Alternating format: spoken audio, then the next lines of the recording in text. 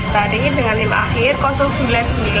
Dan saya Revita Ezra Virginia dengan NIM akhir 066 dari kelompok 3. Di video kali ini kita akan membahas salah satu topik penting dalam dunia perkembangan anak, yaitu Autism Spectrum Disorder atau ASD. Apa itu Autism Spectrum Disorder atau ASD? Bagaimana tandanya, serta bagaimana kita dapat mendukung individu dengan ASD? Yuk kita bahas.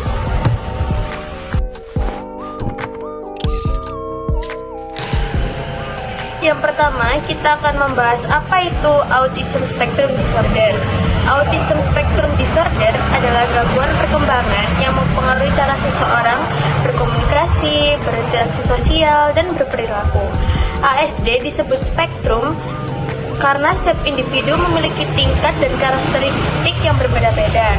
Ada yang membutuhkan dukungan tinggi, ada pula yang mampu berfungsi secara mandiri. ASD bukan penyakit yang bisa disembuhkan, melainkan kondisi seumur hidup. Namun, dengan dukungan yang tepat, individu dengan ASD dapat berkembang optimal dan menjalani kehidupan yang berkualitas. Yang selanjutnya ada penyebab Autism Spectrum Disorder. Hingga saat ini para ahli belum menemukan satu penyebab pasti ASD. Namun sejumlah faktor dianggap berperan, seperti yang pertama ada genetik.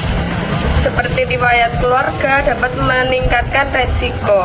Yang kedua ada biologis dan neurodevelopmental, yaitu perbedaan struktur dan fungsi otak.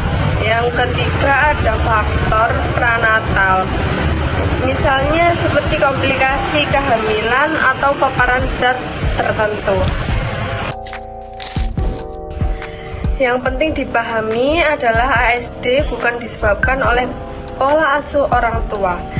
Itu adalah mitos lama yang sudah dibantah penelitian. Yang selanjutnya itu ada tanda dan gejala ASD. Tanda ASD biasanya mulai terlihat sebelum usia 3 tahun. Gejalanya dapat dibagi menjadi 2 kategori utama. Yang pertama itu ada hambatan dalam komunikasi dan interaksi sosial. Contohnya itu kontak mata minim, sulit berinteraksi atau bermain bersama teman, bicara terlambat atau kesulitan dalam percakapan, kurang merespon ketika namanya dipanggil, dan sulit memahami ekspresi dan bahasa tubuh orang lain. Selanjutnya itu ada perilaku dan minat yang terbatas dan berulang. Itu misalnya contohnya itu mengulang gerakan tertentu seperti mengepalkan tangan atau flapping atau memutar tangan. Sangat tertarik pada satu topik tertentu, rutinitas yang ketat, mudah cemas jika ada perubahan kecil, serta sensitif berlebihan terhadap suara, cahaya, atau sentuhan. Ingat, setiap anak itu unik. Diagnosis ASD hanya bisa dilakukan oleh tenaga profesional seperti psikolog atau psikiater anak.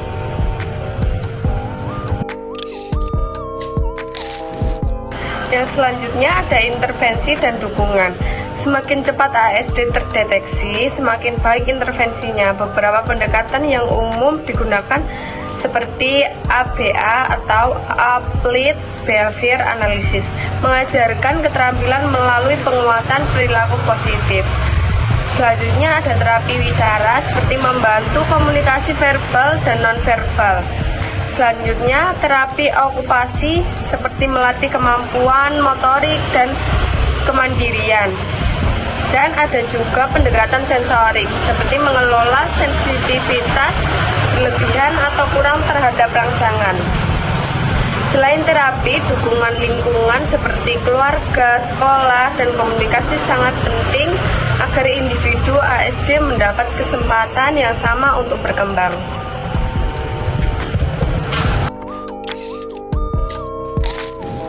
Selanjutnya itu ada cara kita berperan dan mendukung. Anak dengan ASD membutuhkan penerimaan dan pemahaman dari lingkungan. Yang bisa kita lakukan itu tidak memberi label negatif, menghargai perbedaan cara komunikasi dan perilaku, memberi kesempatan untuk berpartisipasi dalam kegiatan sosial, serta membangun empati di masyarakat melalui edukasi. Karena setiap anak itu berharga dan setiap anak berhak tumbuh dengan bahagia. Sekian penjelasan singkat mengenai autism spectrum disorder. Semoga video ini dapat membuka wawasan kita sehingga kita lebih peduli dan mendukung teman-teman yang berada dalam spektrum autisme. Terima kasih, sekian dari video kelompok 3. Terima kasih.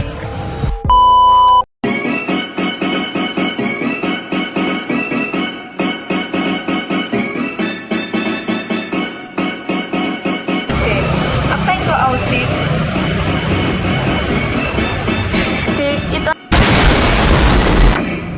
Apa itu autism?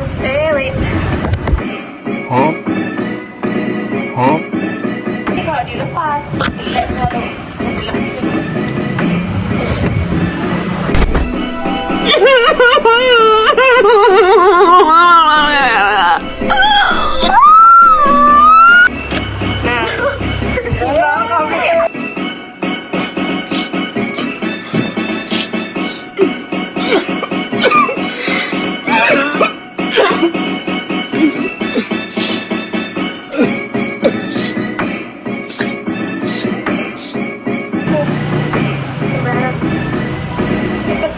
Halo semuanya.